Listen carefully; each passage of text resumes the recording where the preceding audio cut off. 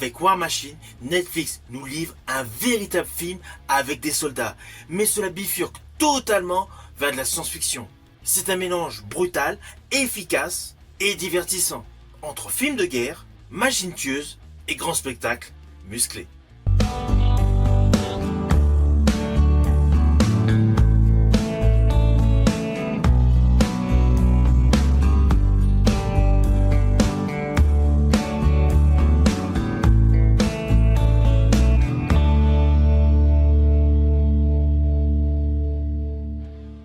Hello, c'est HR, votre chroniqueur. Alors aujourd'hui, chronique supplémentaire par rapport à ma planification. Pourquoi? Tout simplement parce que Netflix nous a livré un méga blockbuster pour le week-end. Ce film a pour titre War Machine et il est porté par Alan Ritchson. Avant d'aller plus loin, pensez à la petite cloche et aux commentaires. Let's go!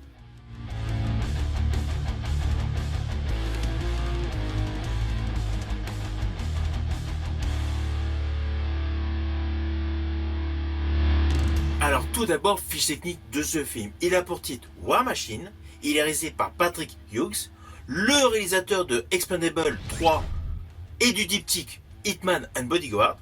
Il met en vedette principale Alan Ritchson et il est disponible sur la plateforme Netflix depuis le 6 mars. C'est un film rattaché au genre action, science-fiction, guerre. Et il dure approximativement 107 minutes avec l'histoire suivante.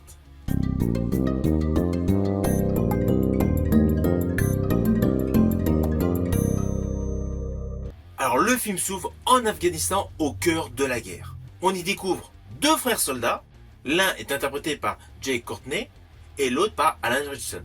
Ils se retrouvent dans une zone de combat au cœur d'un convoi. Ils ont un échange assez cordial, l'un répare un défaut mécanique au véhicule de l'autre et ils discutent ensemble sur une ambition commune, devenir ranger. Mais immédiatement, il y a une attaque qui fait basculer l'histoire. Puis on bascule 2 ans en avant, on retrouve le survivant de l'attaque du début du film, c'est-à-dire le personnage interprété par Alan Ritchson, dans le programme d'entraînement des Army Rangers. Immédiatement, la posture de son personnage est très froide, très glaciale, très énigmatique.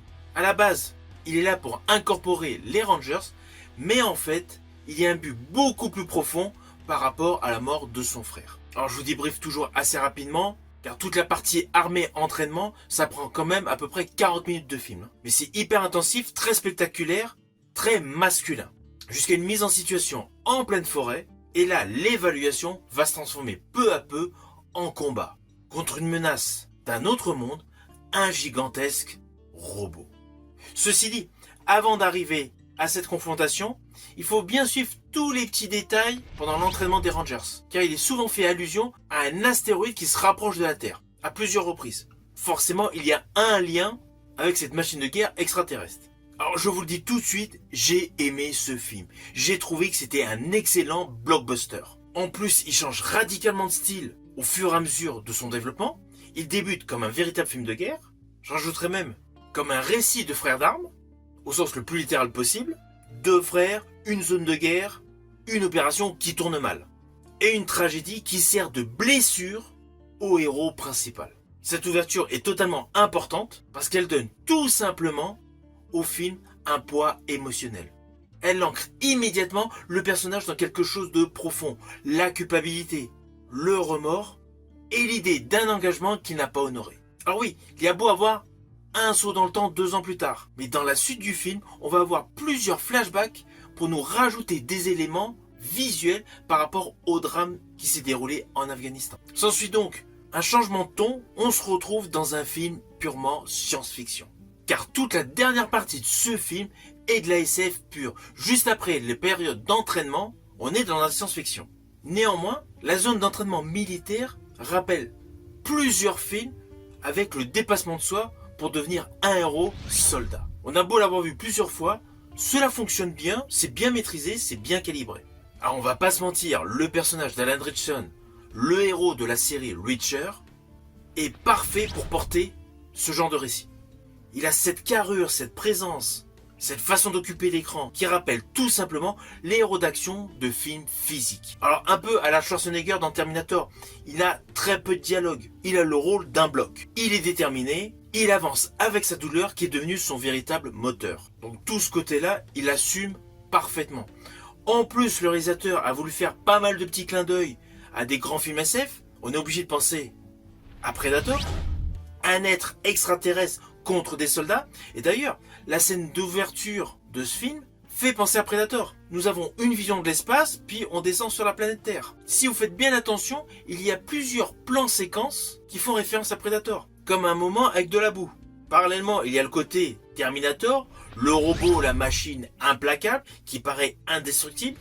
Tout cela s'en retrouve mélangé dans une production musclée. On est vraiment dans un film à l'ancienne, avec une esthétique de blockbuster militaire, des commandements aboyés, des silhouettes d'hommes armés jusqu'aux dents, des engins, des impacts, de la sueur et de l'acier. Vraiment le type d'action movie que nous avions dans les années 80. Alors ne vous attendez pas à un film intellectuel, loin de là. L'objectif de ce film est tout simplement d'être un long métrage de survie militaire contre une menace extraterrestre. Le résultat, c'est un spectacle lisible, nerveux, qui n'a surtout pas peur d'être premier degré. Cela n'empêche pas que visuellement, on sent également une volonté de produire quelque chose de très robuste. Tout ce qui est décor, les entraînements, les déplacements de groupe et la violence sèche de certaines séquences participent pleinement à accroître l'effet blockbuster.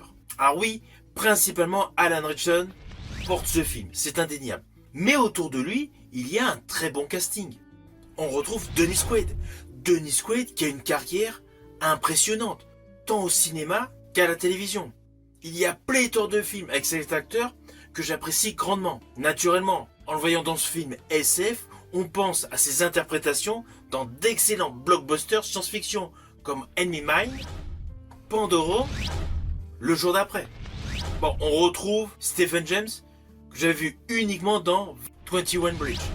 Dans le rôle de son frère, on retrouve l'acteur Jay Courtney, qui a également plusieurs films à son actif rattachés à la SF. Je pense entre autres à Suicide Squad et à Terminator Genesis. Toujours parmi les visages emblématiques du cinéma, on retrouve Ezra Morales, le grand méchant des 2 derniers opus de la saga des Missions Impossibles. Ainsi, en à côté, autour de son personnage principal à Alan Ritchson, il y a une belle distribution. Ce ne sont que des acteurs qui ont de l'expérience et surtout qui apportent une dimension, une plus-value à ce film. Il n'y a pas de petits détails laissés de côté. Alors oui, c'est un scénario très simpliste. Un robot arrive sur Terre, combat les soldats américains et une escouade donc se défend. Puis il se passe autre chose, mais volontairement je ne vous le dis pas. Mais voilà, le corps du texte de ce scénario est assez simpliste. Mais justement, tout est dans le spectaculaire. On est vraiment dans un film d'action mélangé à de la science-fiction à l'ancienne. Et c'est assez naturel de retrouver tout ce punch, tout ce peps dans ce mélange de genres, car c'est réalisé tout de même par Patrick Hughes, le réalisateur d'Expendables 3. Excellent film d'action. Alors au final, naturellement, c'est un film que je vous invite à découvrir sur Netflix. C'est clair, ce n'est pas du tout un film subtil. C'est un film tendu, spectaculaire, qui nous permet tout simplement de voir une méga confrontation homme-machine. C'est un film que j'ai pris plaisir à voir et que je n'hésiterai surtout pas à regarder une deuxième fois. Il est actuellement disponible sur Netflix. N'oubliez pas de me mettre vos commentaires. Je vous dis à bientôt pour une prochaine news.